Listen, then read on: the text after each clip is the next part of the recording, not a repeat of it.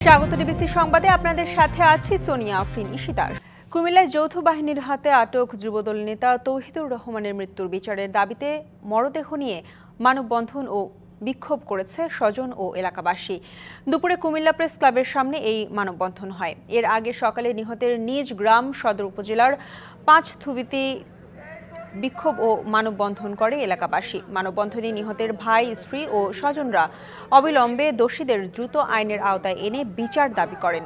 দ্রুত বিচার না হলে কঠোর আন্দোলনের হুঁশিয়ারি দেন তারা। গেল বৃহস্পতিবার কুমিল্লায় যৌথ বাহিনী তুলে নেওয়ার পরদিন শুক্রবার যুবদল নেতা তৌহিদুর রহমানের মৃত্যুর খবর পায় পরিবার।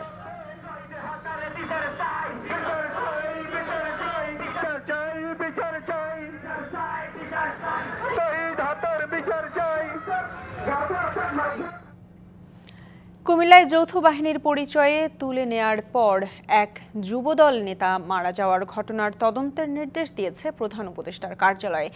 এরই মধ্যে গঠন করা হয়েছে উচ্চ পর্যায়ের একটি তদন্ত কমিটি। এই ঘটনায় স্থানীয় সেনা ক্যাম্পের কমান্ডার তাৎক্ষণিক প্রত্যাহার করা হয়েছে। সকালে গণমাধ্যমে পাঠানো এক সংবাদ বিজ্ঞপ্তিতে এই তথ্য জানিয়েছে আইএসপিআর, যেখানে বলা হয় গত 31শে জানুয়ারি রাত ৩টায় সুনির্দিষ্ট অভিযোগের ভিত্তিতে যৌথ বাহিনীর অভিযানে কুমিল্লার আদর্শ সদর উপজেলা থেকে আটক করা মোহাম্মদ তৌহিদুর রহমানকে পরদিন বেলা 12:30টার দিকে কুমিল্লা মেডিকেল কলেজ হাসপাতালে মারা যান তিনি। এই অনাকাঙ্ক্ষিত ও দুঃখজনক ঘটনার তদন্তে যথাযথ পদক্ষেপ নেওয়া হয়েছে বলে বিবৃতিতে জানায় আইএসপিআর। তদন্তে দোষী সাব্যস্ত ব্যক্তিদের বিরুদ্ধে সেনা আইনে যথাযথ ব্যবস্থা গ্রহণ করা হবে।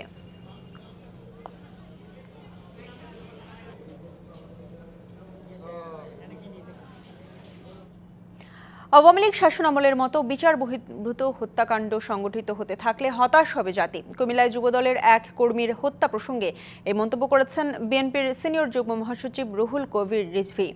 বলেন, শেখ হাসিনার মাধ্যমে বাংলাদেশের বিরুদ্ধে এখনও অপপ্রচার চালাচ্ছে ভারত। নয়াপল্টনে দলীয় কার্যালয়ে ঠিকানা বাংলাদেশের কেন্দ্রীয় আহ্বায়ক কমিটির সভায় তিনি এই অভিযোগ করেন। বলেন, শেখ হাসিনা কেন বিতাড়িত হলো এটা সহ্য করতে না পেরে ভারত নানাভাবে চক্রান্তের চেষ্টা করছে।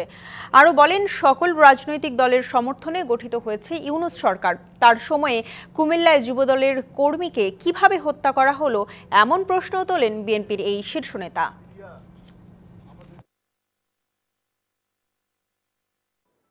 দেশ বিদেশ থেকে তো চক্রান্ত ষড়যন্ত্র তো যাচ্ছে না।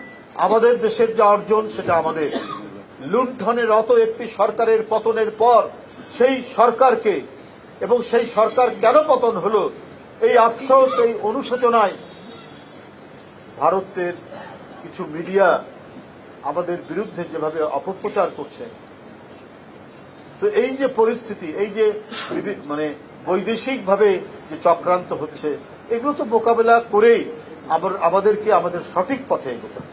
বিশ্ব ইজতেমার দ্বিতীয় দিনে নিজের মধ্যে দিন প্রতিষ্ঠা করা এবং দিনের বাণী সারা বিশ্বে ছড়িয়ে দেওয়ার পদ্ধতি এবং বিশ্বের মুসলমানদের কিভাবে ঐক্যবদ্ধ করা যায় বয়ানে তা তুলে ধরা হয়েছে। ইজতেমায় এবং আখেরি মোনাজাতে অংশ নিতে দেশের বিভিন্ন প্রান্ত থেকে এখনও আসছেন ধর্মপ্রাণ মুসল্লিরা। মুরব্বীদের বয়ানের তাৎপর্য নিজেদের খিত্তায় এইভাবেই তুলে ধরছেন জিম্মাদাররা। বোঝাচ্ছেন ইসলামের দাওয়াতের পাশাপাশি কিভাবে পরকালে শান্তি লাভ করা যায়। একাগ্রচিত্তে সৃষ্টিকর্তাকে স্মরণ, মনের অব্যক্ত কথা আর পরকালীন চাওয়া মহান রবের কাছে।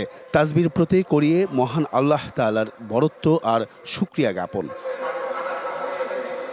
লাখো অংশগ্রহণকারী টঙ্গীর তুরাগ তীরে এখন মুখরিত। ইসলামের সুমহান বাণী মানুষের মাঝে পৌঁছে দেওয়ার প্রত্যয় তাদের চোখে মুখে। দিনের দাওয়াত, দিনের কাজ, দিনের প্রচার সারা দুনিয়া ছড়ানোর জন্যই আজকে আমাদের এই মজমায় জড়ো হওয়া। আলোচনার মাধ্যমে, বুঝার মাধ্যমে দিনের পথে আসা সহজ হয়, আর এই কাজটা শুধু তাবলীগের মাধ্যমেই হওয়া সম্ভব হয়। তারা বলছেন, শুধুমাত্র আল্লাহ ও তার রাসূলের সন্তুষ্টির জন্যই দিনের পথে তাদের এই মেহনত। এখান থেকে আল্লাহ রাসূলের কথা যে বাল্লিগু আন্নী আয়া, আমার পক্ষ থেকে যে একটা বাক্য জানো সেটা অপর মুসলমান পর্যন্ত পৌঁছাই দাও। আমরা অন্য মুসলমান, আমাদের ফ্যামিলি, তাদের কাছে এই হেদায়েতের আলোচনা পৌঁছাবে। এখান থেকে হেদায়েত নিয়ে প্রথমে নিজের পরিবারকে দিনের পথে চলার তাগিদ দেবেন। জামাত যেখানে আসলে মানুষের মন পুরাটাই চেঞ্জ হয়ে যায়, কারণ এখানে সার্বিক আল্লাহ তাআলার সহযোগিতা থাকে। পরস্পরের মধ্যে যে সম্পর্কের অবনতি বলেন এই বিষয়গুলো থাকবে না। ইজতেমার সার্বিক বিষয় নিয়ে কথা বলেন গাজীপুর মেট্রোপলিটন পুলিশ। আখেরি মোনাজাতের আগে আমরা 6টা থেকে 300 ফুটের মাথায়, দৌড় ব্রিজের মাথায় এবং বগুড়া মাথায়, এই যে বাকি যে ভিতরে যে অঞ্চলটুকু সেই অঞ্চলে সকল প্রকার যানবাহন আমরা বন্ধ রাখব। এখন পর্যন্ত কোনো নিরাপত্তা থ্রেট উপভোগ করছি না, আমরা সম্পূর্ণভাবে নিরাপত্তা দিয়ে যাচ্ছি। রোববার সকালে আখেরি মোনাজাতের মধ্য দিয়ে শেষ হচ্ছে বিশ্ব ইজতেমার জুবাইর অনুসারীদের প্রথম পর্ব। Ariful Islam, DBC news, Tongi, Gazipur. শনিবার বিকেল 4টার মধ্যে 6 দফা দাবি মানা না হলে ঢাকা উত্তর সিটি কর্পোরেশন এলাকায় সড়ক ও রেলপথ অবরোধের ডাক দিয়েছেন তিতুমির কলেজের শিক্ষার্থীরা। শুক্রবার রাতে Barasat barricade two north city শিরোনামে এই কর্মসূচি ঘোষণা করেন তারা। স্বতন্ত্র বিশ্ববিদ্যালয় রূপান্তরের দাবিতে টানা অনশন চালিয়ে যাচ্ছে তিতুমির কলেজের শিক্ষার্থীরা। দাবি পূরণ না হওয়া পর্যন্ত আন্দোলন চালিয়ে যাওয়ার হুঁশিয়ারি তাদের। অনশনের মধ্যেই শুক্রবার দুপুর থেকে আবারও সড়ক অবরোধ করেন শিক্ষার্থীরা। চরম ভোগান্তিতে পড়েন যাত্রী ও চালকরা। আজ বিকেলের মধ্যে দাবি মানা না হলে ঢাকা উত্তর সিটি কর্পোরেশন এলাকায় সড়ক ও রেলপথ অবরোধের ডাক দিয়েছেন তারা।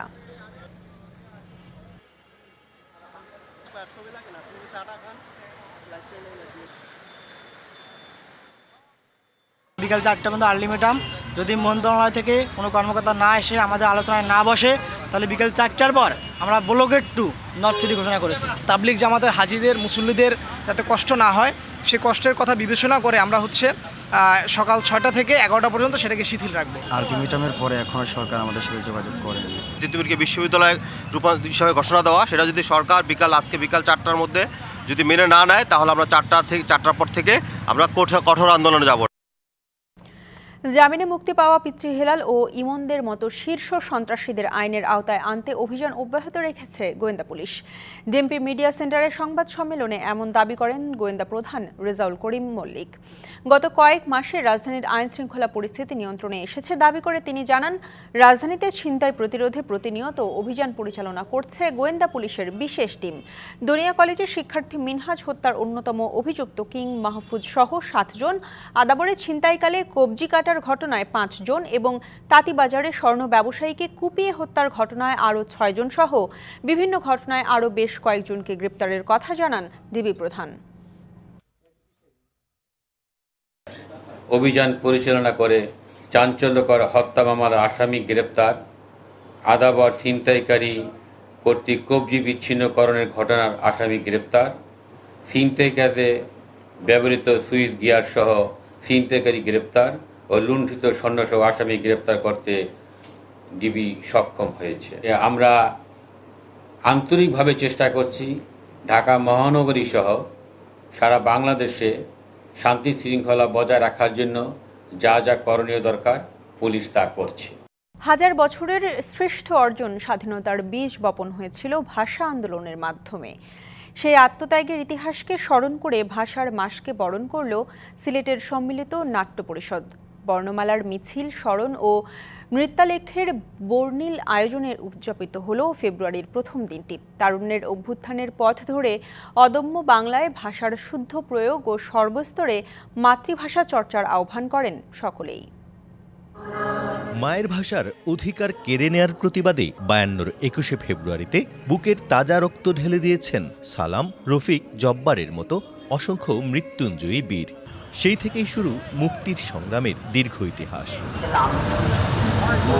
প্রেরণার এই ফেব্রুয়ারিকে তাই ঘটা করেই স্মরণ করলেন সিলেটের সংস্কৃতি কর্মীরা। শিশু থেকে শুরু করে অশীতিপর বৃদ্ধ পদযাত্রায় অংশ নেন রক্তের দামে কেনা বর্ণমালা হাতে নিয়ে। এই মাস আমাদের জাগরণের মাস, অন্যায়ের বিরুদ্ধে, অসত্যের বিরুদ্ধে, অবিচারের বিরুদ্ধে। এই বার্তাটি এই মাসের মধ্য দিয়ে বা এই আয়োজনের মধ্য দিয়ে গোটা দেশে, গোটা জাতিকে জানান দেওয়া হয়। বর্ণমালার মিছিলের স্রোত গিয়ে মিলিত হয় শহীদ মিনারে। সেখানে ছন্দ নৃত্যালয়ের শিল্পীরা ভাষার গানের সাথে নৃত্যালেখ্য পরিবেশন করেন। প্রাণের বিনিময়ে অর্জিত ভাষার শুদ্ধ চর্চা, বহুমাত্রিক প্রয়োগের তাগিদ দেন সাংস্কৃতিক সংগঠকরা। একুশ আমাদের চেতনা, এই ভাষার প্রথম দিন থেকে শুরু করে আমরা যেন সম্মিলিত নাট্য পরিষদের এই ফেব্রুয়ারি মাসটাকে সম্পূর্ণ মাস উদযাপন করতে পারি। আমাদের মায়ের ভাষা, মাতৃভাষা প্রতিটি স্তরে স্তরে যেন এটা চালু হোক, এটাই হোক আজকের দিনে আমাদের সকলের অঙ্গীকার। শুভেচ্ছা সবাইকে। ২১-এর চেতনায় বাংলার পাশাপাশি সকল জাতিগোষ্ঠীর মাতৃভাষার অধিকার নিশ্চিতে প্রচেষ্টার কথা জানান সবাই। প্রত্যুষ তালুকদার, ডিবিসি নিউজ, সিলেট। কেউ ভুল পথে গেলে তার পরিণতি কি হয় এই শিক্ষা নেয়ার জন্যই গুম খুনের বিচার হওয়া জরুরি, এ মন্তব্য করেছেন জামাতের আমির ডাক্তার শফিকুর রহমান। সরকারি জুবিলি উচ্চ বিদ্যালয়ের মাঠে সুনামগঞ্জ জেলা জামাতের কর্মী সমাবেশে তিনি এসব কথা বলেন জামাত অগ্রাধিকারের ভিত্তিতে গুম খুনের বিচার চায়। জাতির নেতৃত্বের জায়গায় যারা থাকেন তাদের সুনির্দিষ্ট কমিটমেন্ট, মিশন ও ভিশন থাকতে হবে বলেও মন্তব্য তার। বলেন, রাজনীতিতে ধোঁকাবাজি ও মিথ্যাচার দেখতে দেখতে দেশের জনগণ এখন ক্লান্ত ও বিরক্ত। এ সময় চাঁদাবাজি, দখলদারি ও মামলা বাণিজ্য না করার পাশাপাশি দলীয় পরিচয়ের কারণে অযথা মামলা দিয়ে হয়রানি বন্ধেরও আহ্বান জানান জামাতের আমির।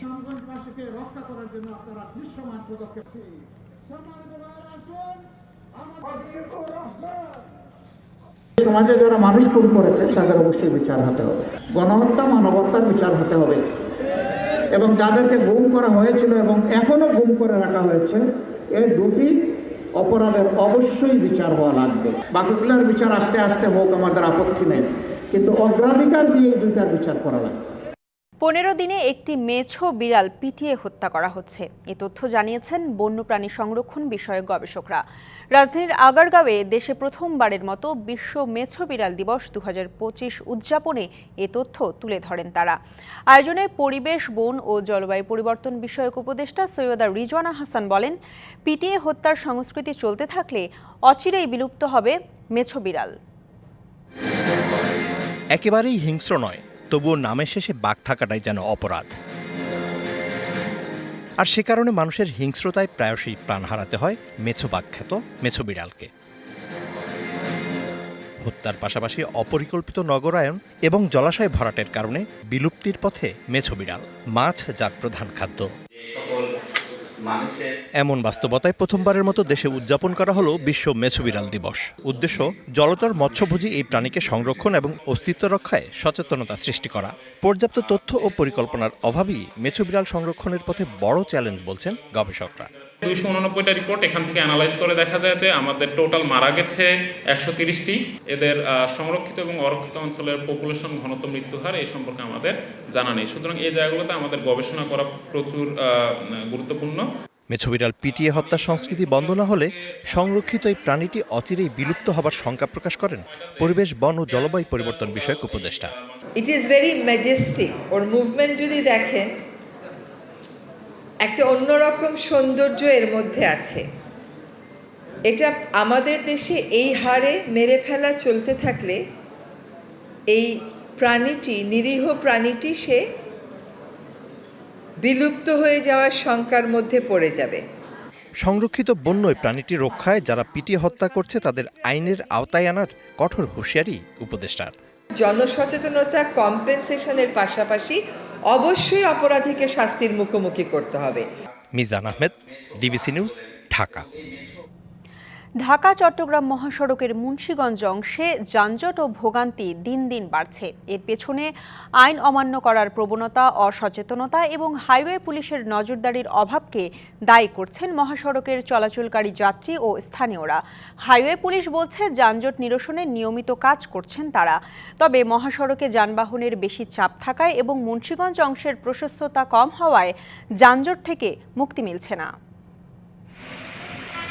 ঢাকা চট্টগ্রাম মহাসড়কের মেঘনা সেতুর পূর্ব প্রান্ত থেকে মেঘনা গোমতী সেতু পর্যন্ত মুন্সিগঞ্জ অংশের দৈর্ঘ্য 7 কিলোমিটার। মহাসড়কের নারায়ণগঞ্জ, কুমিল্লা, ফেনী অংশ 6 থেকে 8 লেনে উন্নীত হলেও ওই অংশটি 4 লেনে সীমাবদ্ধ। আইন অমান্য করে মহাসড়কে চলাচল করছে অনুমোদনহীন ছোট বাহন। যত্রতত্র থামানো হচ্ছে বাস। ফুট ওভারব্রিজ থাকলেও মহাসড়ক দিয়ে পারাপার হচ্ছে পথচারী। এতে দুর্ঘটনা বাড়ছে, যানবাহন বিকল হয়ে দেখা দিচ্ছে দীর্ঘ যানজট। অটোগুলা, বেবিগুলা যে চলে, এই কারণেই বেশি যানজটটা লাগে। ওভারব্রিজটা না যে রং ছেদে যায়, তখন মানুষ দুর্ঘটনা অনেক মানুষ মারা যায়। কয়েকদিন আগে একজন মারা গেছে। স্থানীয়দের অভিযোগ, মহাসড়কের শৃঙ্খলা ফেরাতে নির্বিকার হাইওয়ে পুলিশ। লোকাল গাড়িগুলা আঁকাবাঁকা করে রেখে দেয় যাতে পিছনে যানজট লাগে। আপনার জাম লাগলে তো রেখাটা আসতে অথবা গাড়িটা সরাইতে অনেক সময় আপনার হাগোটা পাস করতে অনেক সময় লেগে যায়, এই জন্যই তো জামটা বেশি পাবে। গজারিয়া ফায়ার সার্ভিসের স্টেশন ইনচার্জ জানান, দুর্ঘটনা কবলিত ভারী যানবাহন দ্রুত মহাসড়ক থেকে সরিয়ে নেওয়া সক্ষমতা সম্পন্ন রেকার নেই হাইওয়ে পুলিশের। এখানে যে রেকারটা আছে, অনেক সময় এই রেকারটা এই লরিটাকে অ্যাফোর্ড করতে পারে না। এক্ষেত্রে আমাদের অনেক সময় এই যানজটের তৈরি হয়, এটাকে রাস্তার থেকে অপসারণ করতে একটু সময় লাগে। হাইওয়ে পুলিশ জানায়, মুন্সিগঞ্জ অংশ 4 লেন এবং অপ্রশস্ত। এছাড়া চট্টগ্রাম বন্দরের মালবাহী ট্রাক, লরি এই মহাসড়কে চলাচল করা যানবাহনের চাপ বেশি। যে আমাদের রেলটা কিন্তু 6 লেন বা 4 লেন না, রাস্তার সাইডে যে যায় ফুটপাথ, এটা কিন্তু ভাঙাচোরা, উঁচু নিচু, যার জন্য একটা গাড়ি সাইডে নামতে পারে না। রাস্তাটা ন্যারো, যার কারণে গাড়ি কিন্তু একসাথে কয়েক লাইন দিয়ে গাড়ি যেতে পারে না। মহাসড়কের মুন্সিগঞ্জ অংশে যানজট নিরসনে মহাসড়ক 6 থেকে 8 লেনে উন্নীত করার পাশাপাশি হাইওয়ে পুলিশের সক্ষমতা বাড়ানোর দাবি সংশ্লিষ্টদের। DBC news desk. ভারতীয় ভিসা দীর্ঘদিন বন্ধ থাকায় চীনকে বাংলাদেশি রোগীদের চিকিৎসা নেওয়ার জন্য বিকল্প দেশ হিসেবে ভাবা হচ্ছে। বাংলাদেশে নিযুক্ত চীনের রাষ্ট্রদূত জানিয়েছেন, কুনমিংয়ে 3টি হাসপাতাল নির্দিষ্ট করা হয়েছে বাংলাদেশিদের জন্য। তবে ট্রাভেল এজেন্সিগুলো বলছে ভিসা প্রক্রিয়া জটিল হচ্ছে দিন দিন। 5ই আগস্টে পট পরিবর্তনের পর থেকেই ভিসা সীমিত করেছে ভারতীয় হাইকমিশন। বাংলাদেশে জটিল রোগে আক্রান্ত রোগীরা ভয়াবহ সংকটে পড়েছেন এই পরিস্থিতিতে। সম্প্রতি চীন সফর শেষে দেশে ফিরে পররাষ্ট্র উপদেষ্টা জানান, চিকিৎসা সেবায় বিকল্প দেশ হিসেবে চীনকে ভাবছে সরকার। এ নিয়ে সে দেশের সরকারের সাথে আলোচনাও হয়েছে।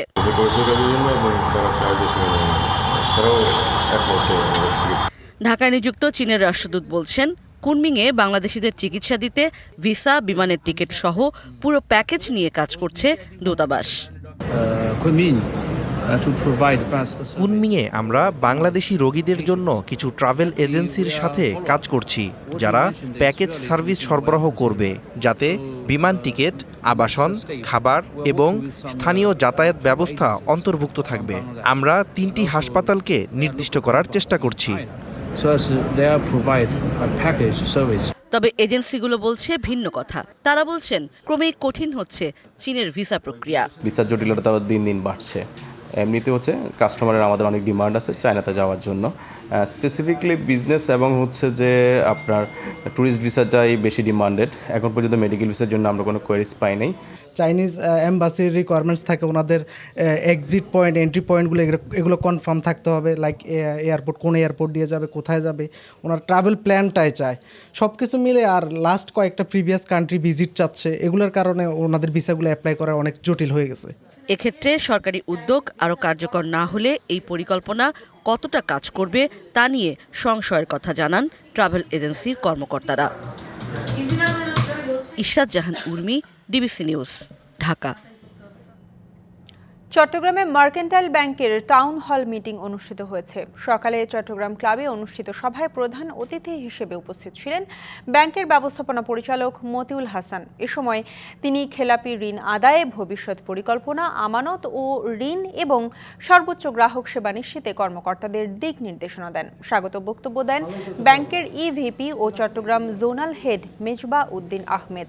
অনুষ্ঠানে আরও উপস্থিত ছিলেন ব্যাংকের উপব্যবস্থাপনা পরিচালক মোহাম্মদ জাকির হোসেন, আদিল রায়হান, শামীম আহমদ, অসীম কুমার সাহা ও doctor Mohammad Zahid Hossain, CFO doctor Tapas Chandra Pal, SEVP Mohammad Iqbal Rezwan প্রমুখ। অনুষ্ঠানে চট্টগ্রাম ও কুমিল্লা নোয়াখালী অঞ্চলের 58টি শাখা ও উপশাখার প্রধান, সব নির্বাহী ও কর্মকর্তারা উপস্থিত ছিলেন। আন্তর্জাতিক প্রসঙ্গ। গাজায় যুদ্ধবিরতি চুক্তির প্রধান অংশ হিসেবে এবার 4র্থ দফায় একে একে মুক্তি দেওয়া হচ্ছে ইসরায়েলি জিম্মিদের। স্থানীয় সময় শনিবার সকালে দক্ষিণ গাজার খান ইউনিসে রেড ক্রসের মধ্যস্থতায় হামাস ও ইসরায়েলের মধ্যে এই বিনিময় কার্যকর হচ্ছে। এর আগে 3 ইসরায়েলি নাগরিকের নাম ও ছবি প্রকাশ করেছে হামাস। তারা হলেন ওফার কার্দেরন, কিথ সিগেল ও Yarden Bibas. Palestine prisoners society জানায়, বিনিময়ে ইসরায়েলের কারাগার থেকে ছাড়া পাবেন 183 ফিলিস্তিনি বন্দী। এদের মধ্যে 18 জন যাবজ্জীবন কারাদণ্ড ভোগ করছেন। এদিকে অধিকৃত পশ্চিম তীরের জেনিন, তুলকারেম ও নাবলুস শহরে সামরিক অভিযান অব্যাহত রেখেছে নেতানিয়াহু বাহিনী। উচ্ছেদ করা হচ্ছে স্থানীয় ফিলিস্তিনিদের। একই সাথে চলছে ধরপাকড়। 24 ঘন্টায় ইসরায়েলি সেনাদের গুলিতে নিহত হয়েছেন 2 জন।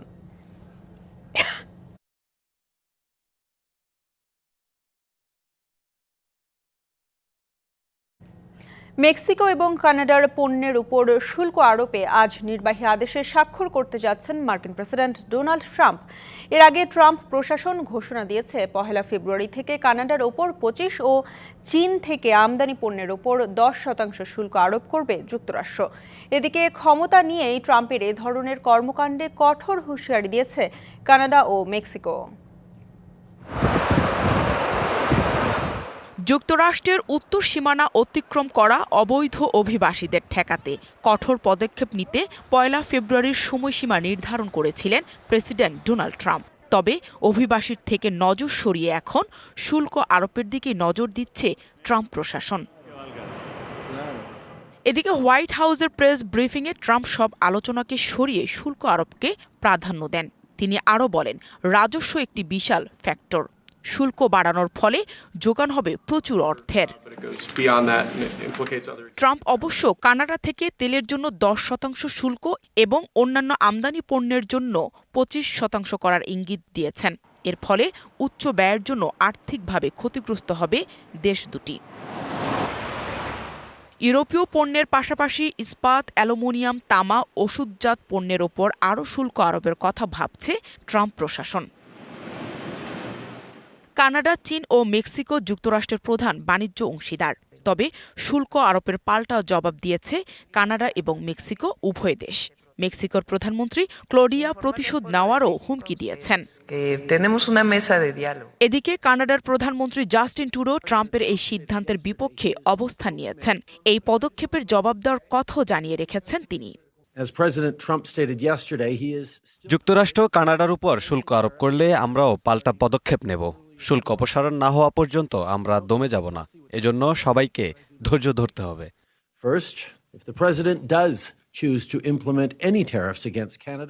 হোয়াইট হাউসের মুখপাত্র ক্যারোলিন লেভিট বলেছেন, শুল্কগুলি অবিলম্বে কার্যকর করা হবে। Nahida Rinthi, DBC news desk. যুক্তরাষ্ট্রের ওয়াশিংটনে যাত্রীবাহী বিমান ও হেলিকপ্টার সংঘর্ষের 2 দিন যেতে না যেতেই এবার পেনসিলভেনিয়ায় একটি ছোট উড়োজাহাজ বিধ্বস্ত হয়েছে। স্থানীয় সময় শুক্রবার সন্ধ্যায় ফিলাডেলফিয়া শহরের উত্তর পূর্বাঞ্চলে উড়োজাহাজটি বিধ্বস্ত হয়। মার্কিন ফেডারেল এভিয়েশন অ্যাডমিনিস্ট্রেশন FAA জানায়, প্লেনটিতে 6 জন আরোহী ছিলেন। রুজভেল্ট বুলেভার্ড অ্যান্ড কটম্যান অ্যাভিনিউ এলাকার কাছে একটি আবাসিক এলাকায় বিধ্বস্ত হয় প্লেনটি। এটি ফিলাডেলফিয়া থেকে মিসৌরি অঙ্গরাজ্যের স্প্রিংফিল্ডে যাচ্ছিল। উড্ডয়নের পরপরই বিধ্বস্ত হয় উড়োজাহাজটি। এতে আগুন ধরে যায় আশেপাশের বেশ কয়েকটি বাড়ি ও যানবাহনে। পরিচালনা কোম্পানিটি বলছে, প্লেনটিতে একজন শিশু রোগী, তার একজন অভিভাবক এবং 4 জন ক্রু ছিলেন। তবে কোনো আরোহী জীবিত রয়েছেন কিনা এখন পর্যন্ত তা নিশ্চিত করা যায়নি। উড্ডয়নের পর 1650 ফুট উচ্চতায় উঠেছিল বিমানটি। হঠাৎ প্রতি মিনিটে 11,000 ফুট গতিবেগে নিচে নামতে শুরু করে। এরপরই পতিত হয় দুর্ঘটনায়। বিপিএলে ম্যাচ ফিক্সিংয়ের সন্দেহভাজন এনামুল হক বিজয়ের বিদেশ যাত্রায় নিষেধাজ্ঞা দেওয়া হয়েছে। বিসিবির দুর্নীতি দমন বিভাগের পক্ষ থেকে সরকারের সংশ্লিষ্ট সংস্থাকে অনুরোধ জানানোর পর এই নিষেধাজ্ঞা আরোপ করা হয়। মূলত রাজশাহী সহ বিপিএলের বিভিন্ন ফ্র্যাঞ্চাইজির কয়েকজন ক্রিকেটারের বিরুদ্ধে স্পট ফিক্সিংয়ের অভিযোগ উঠেছে। এবারের বিপিএল আসরে একাধিক ম্যাচের বেশ কয়েকটি ঘটনায় ফিক্সিংয়ের সন্দেহ করা হচ্ছে। ফিক্সিংয়ের বিষয়টি নিয়ে বিভিন্ন ফ্র্যাঞ্চাইজির মালিকও অভিযোগ করেন। পরবর্তী সময়ে ফিক্সিংয়ে জড়িত সন্দেহে কয়েকজন ক্রিকেটারের নাম আসে বিভিন্ন সংবাদ মাধ্যমে। সে ঘটনাকে কেন্দ্র করে এবার এনামুল হক বিজয়ের বিদেশ যাত্রায় নিষেধাজ্ঞা দেওয়া হয়েছে। ফেনী জেলার ক্রীড়ার সাথে সম্পৃক্ত নন এমন ব্যক্তিদের নিয়ে গঠিত ফেনী জেলা ক্রীড়া সংস্থার কমিটি বাতিলের দাবিতে মানববন্ধন ও প্রতিবাদ সমাবেশ হয়েছে। সকালে শহরের কেন্দ্রীয় শহীদ মিনারের সামনে জেলার সম্মিলিত খেলোয়াড় ও ক্রীড়া সংগঠকদের আয়োজনে এই প্রতিবাদ সমাবেশ ও মানববন্ধন হয়। বক্তারা অভিযোগ করেন, সদ্য ঘোষিত জেলা ক্রীড়া সংস্থার কমিটিতে যাদেরকে সদস্য হিসেবে নিয়োগ দেওয়া হয়েছে তাদের কেউই এই জেলার পরিচিত খেলোয়াড় বা ক্রীড়া সংগঠক নন। জেলার সব মহলের সাথে আলোচনা করে প্রশাসন একটা এডহক কমিটি অনুমোদনের জন্য মন্ত্রণালয়ে পাঠায়। সেই কমিটি বাদ দিয়ে সম্পূর্ণ নতুন এডহক কমিটির অনুমোদন দেওয়া হয়েছে। এই এডহক কমিটি বাতিল না করলে তারা বৃহত্তর আন্দোলনের হুঁশিয়ারি দেন।